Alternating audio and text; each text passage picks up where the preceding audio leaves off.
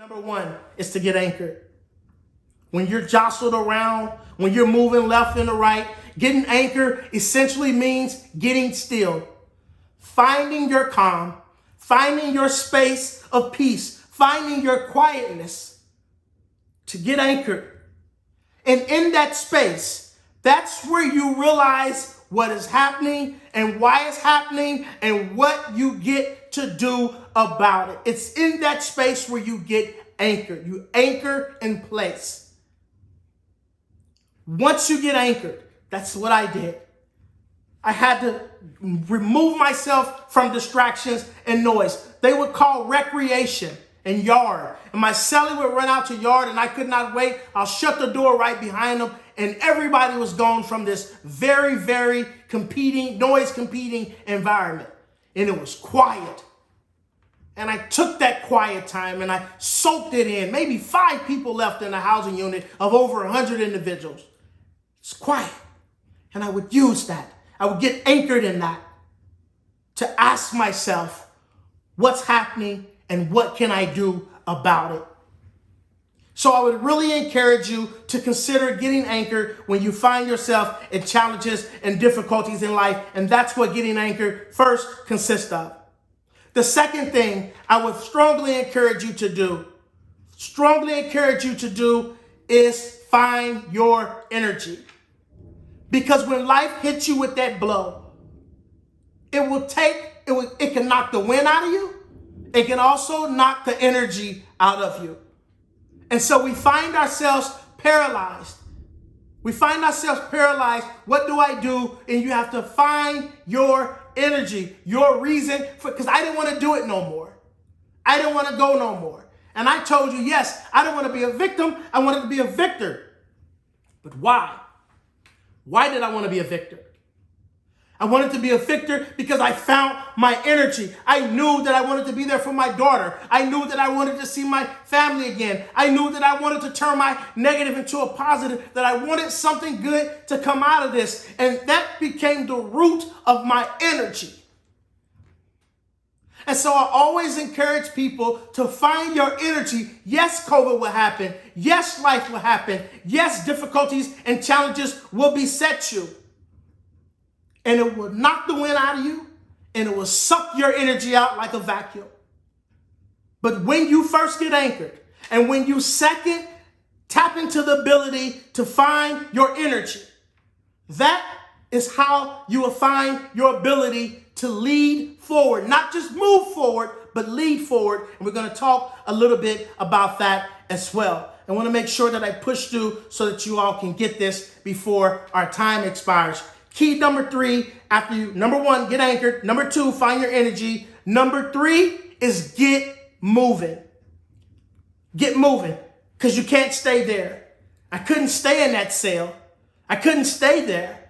I now wrapped my mind around what was happening. I found my energy. And number 3 is I got moving. And why that's important? Because I had to figure out that I needed to do something with it.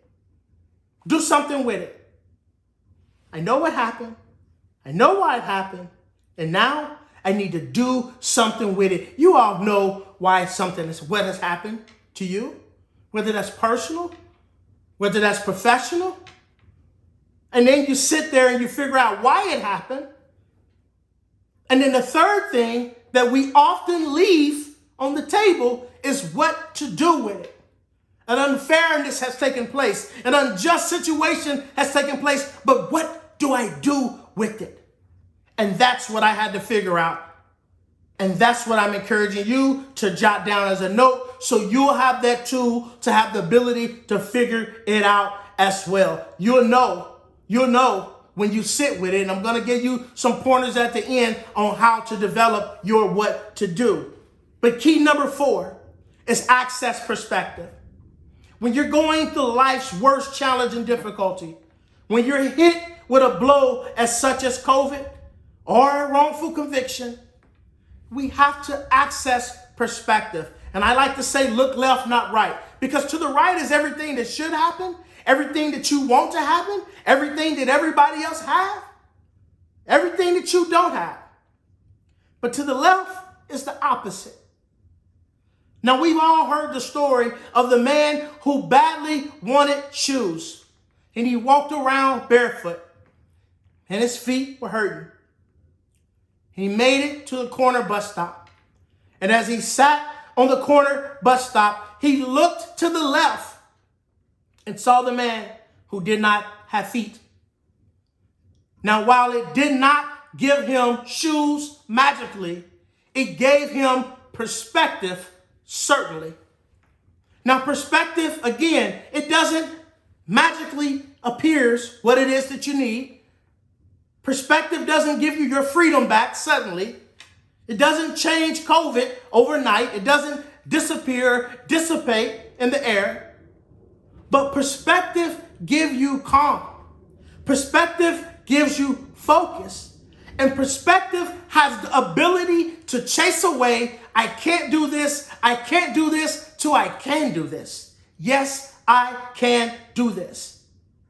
It's what worked for me. And so we're not talking theory here.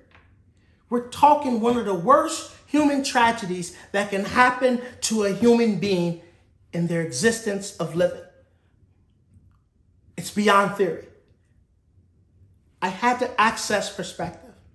And again, while it did not magically bring back my freedom suddenly, as I would have desired, it gave me calm, it gave me focus, and it took the many days where I said, I can't, and turned them into I can, until I finally did. Otherwise, I wouldn't be here sharing this space with you all today. And so access perspective is so important after we, 1, first get anchored, 2, find our energy, 3, get moving, do something with it, 4, access perspective, and 5, the 5th key to activating your own resilience is to live or be selfless. Live outside yourself. You see, I had life without the possibility of parole, but 85% of the prison population had a parolable sentence. They were going home. And so I learned how to live vicariously through them. That's why I helped them get prepared for parole, learn financial literacy.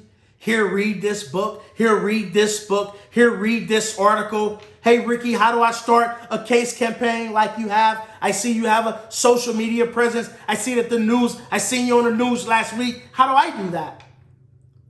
And so I began to live vicariously through others. It helps you take yourself out your own situation.